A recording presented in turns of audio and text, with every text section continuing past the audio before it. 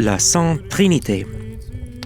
C'était un beau jour d'été quand un homme de la campagne, cœur simple, vêtu de vêtements humbles, marchait sur la route avec un prêtre. Et pendant qu'il marchait, la conversation coulait, car une longue route sans parole est comme un puits sans eau. Comme il parlait des choses et d'autres, l'homme haussa les sourcils et dit : « Révérend Père, il y a quelque chose qui me trouble depuis un certain temps et qui ne me laisse pas en paix. Comment se fait-il que la Sainte Trinité soit une et trois en même temps ? Comment se fait-il que le Père, le Fils et le Saint-Esprit soient trois, mais ne soient ni séparés ni mélangés les uns aux autres ? Mon esprit simple ne peut tout simplement pas saisir tout cela. » Le prêtre lisa sa barbe, ajusta sa robe et sourit doucement. « Mon fils, il y a beaucoup de mystères que notre esprit ne peut pas comprendre pleinement, mais prenons un exemple dans la nature. Voyez-vous le soleil dans le ciel ? Je le vois, honorable Père. Comment pourrais-je ne pas le voir ? Un jour sans soleil est comme une soirée sans étoiles. Bien, alors écoute bien. Disons que ce soleil est le Père, la lumière qui nous éclaire et nous montre le chemin, et le Fils, Jésus-Christ, qui a illuminé nos âmes et nous a sauvés du péché. Et la chaleur qui caresse nos joues et dont la vie est le Saint-Esprit qui réchauffe nos cœurs. Dis-moi maintenant, mon fils, le soleil, sa lumière et sa chaleur sont-ils une seule et même chose ? Non, Père, mais sans l'un, on a l'impression que les autres ne seraient pas non plus. C'est vrai, c'est la même chose avec la Sainte Trinité. Le Père, le Fils et le Saint-Esprit sont un seul et même Dieu. Et nous, les fidèles, nous nous inclinons devant lui de tout notre cœur. L'homme se gratta le cou, hocha la tête et dit : « Ainsi soit-il, honorable Père, car Dieu est grand. Grand est Dieu, mon fils, et si tout le monde comprenait que l'esprit humain ne peut pas saisir tout ce qui existe dans ce monde et que seul l'amour peut tout maintenir ensemble, nos vies sur terre seraient très différentes. » Grand est Dieu. Il y avait à Constantinople un orfèvre habile qui fabriquait des montres, des bagues, des bracelets et des vases pour la Sainte Église. Mais non seulement son habileté était connue, mais aussi sa répétition incessante. Dieu est grand. Quand quelqu'un le louait, l'insultait ou lui demandait quelque chose, il ne disait que ceci : Dieu est grand. Sa femme, une femme au langage dur, était très agacée par cela. « Oh mon Dieu, mais tu n'en as pas assez de répéter sans cesse « Dieu est grand ?» C'est comme si tu n'avais rien d'autre à dire. Femme, ne dis plus rien, s'il te plaît, car Dieu est grand. » Et quand la nouvelle se répandit à son sujet, l'empereur Léon, le sage, l'apprit aussi et se dit : « Je vais mettre cet orfèvre à l'épreuve pour voir s'il croit vraiment ce qu'il dit ou s'il s'est habitué à répéter ses dictons. » L'empereur prit une bague coûteuse avec une pierre rare et se rendit déguisé chez l'artisan. « Bonjour artisan, bonjour frère, car Dieu est grand. Pouvez-vous me réparer cette bague ? » ?»« Bien sûr, messieurs, car Dieu est grand. » L'empereur lui donna la bague, mais pendant que l'artisan ne faisait pas attention, il prit la pierre, puis il se tourna vers lui. « Quand dois-je revenir la chercher ? » ?»« Dans 8 jours, car j'ai encore du travail à faire sur des vases sacrés. »« D'accord, mais veille à ce que la pierre soit à sa place. Reste calme, car Dieu est grand. » L'empereur partit, convaincu que l'artisan ne pourrait jamais remettre la pierre à sa place.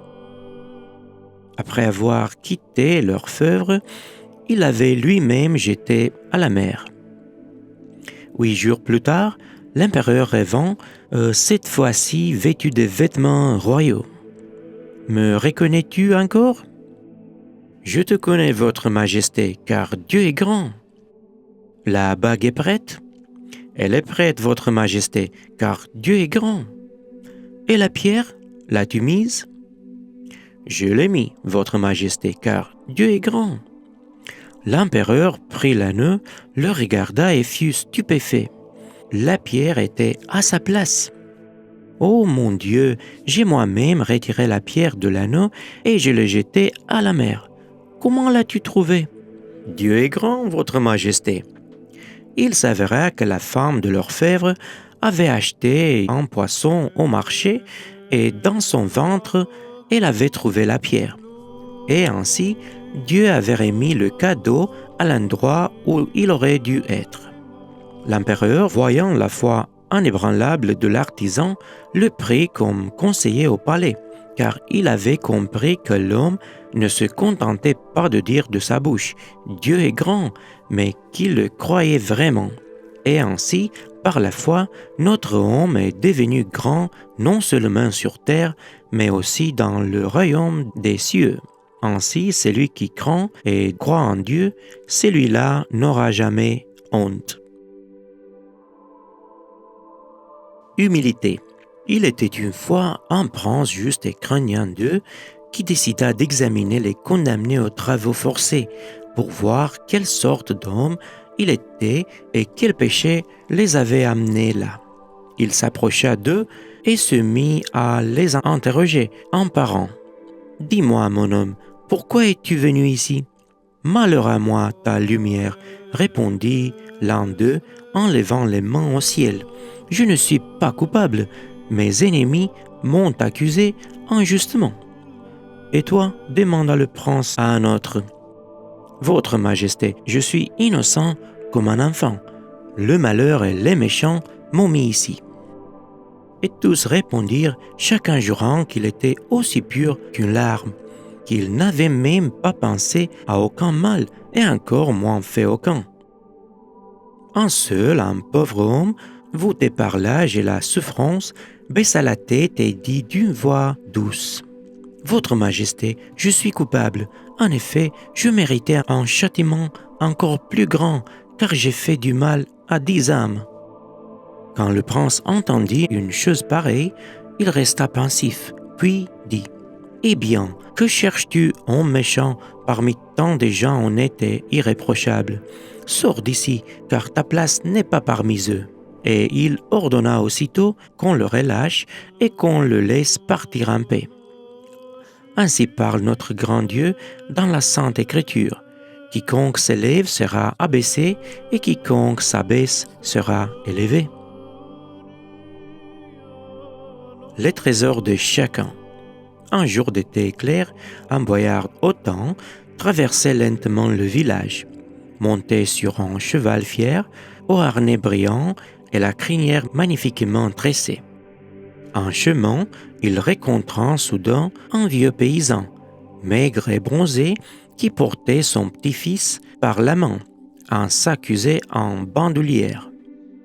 Les boyards, sentant qu'il ne lui ferait pas de mal de se vanter de sa richesse devant tout le pays, tira le renne de son cheval et d'une voix hautaine se mit à dire « Dis-moi, vieil homme, vois-tu ce grand verger sur la colline? Il est à moi. Les forêts qui entourent le village? À moi aussi. Et la terre que tu foules maintenant est aussi à moi. Où que tu regardes, tu ne vois que mes domaines. Je suis le maître de ces lieux. » Le vieil homme leva les yeux, regarda les boyards avec des yeux doux et sans hâte tendit un doigt vers le ciel. « Mais celui-là, maître, est-il toujours à toi ?» Les boyards s'agita sur sa selle, surpris et un peu confus. « Celui-là? Eh bien, non, le ciel n'est pas à moi. »« Eh bien, tu vois, boyard, celui-là est à moi. » Et sans attendre de réponse, le vieillard prit son petit-fils par la main et s'en alla, calme et paisible. Les boyards, lui, restaient confus, car il avait beaucoup de richesses sur terre, mais à quoi bon si le ciel ne lui appartenait pas? Le coupable prouvé. Il était une fois dans un village un boulanger célèbre. Mais regardez ce qui s'est passé un jour. Le boulanger, après avoir acheté du beurre à un paysan du coin, s'est mis à le peser et que vit-il? Le beurre, qui devait peser 1 kilo, pesait à peine 800 grammes. Comment le boulanger pouvait-il croire une chose pareille? Pas du tout. Il s'est levé comme un poulet, a mis son chapeau sur une oreille et s'est dirigé droit vers le juge pour se plaindre que le paysan l'avait trompé. « Monsieur le juge, on s'est moqué de moi », s'écrie le boulanger. « Avec ses mains, j'ai mesuré le beurre et, au lieu d'1 kilo, il pèse à peine 800 grammes.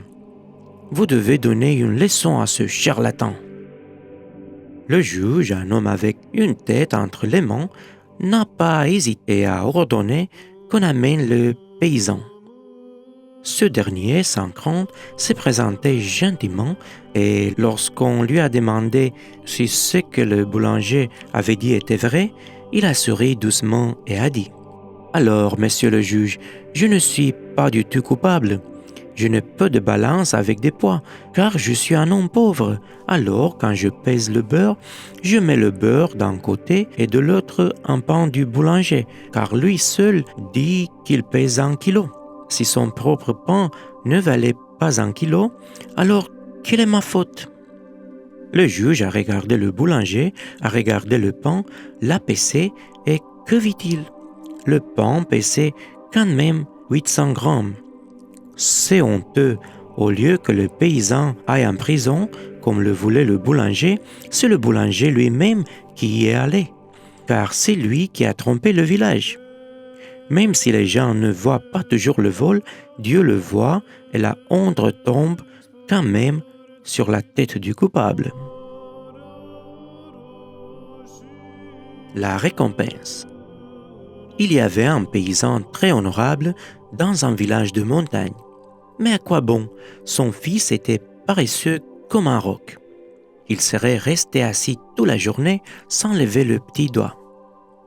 Mais un jour, le garçon vint voir son père, les yeux gros comme des oignons. « Papa, j'ai vu des garçons dans la rue avec des belles bottes neuves.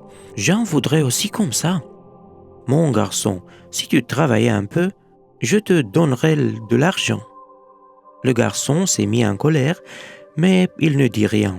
Le lendemain, il retourna voir son père. « Papa, et les bottes? »« Les bottes sont pour ceux qui travaillent, pas pour les paresseux. » Le 3e jour, la même histoire.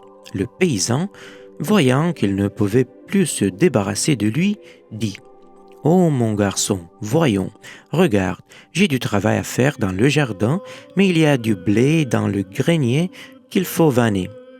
Si je le laisse comme ça, il va pourrir.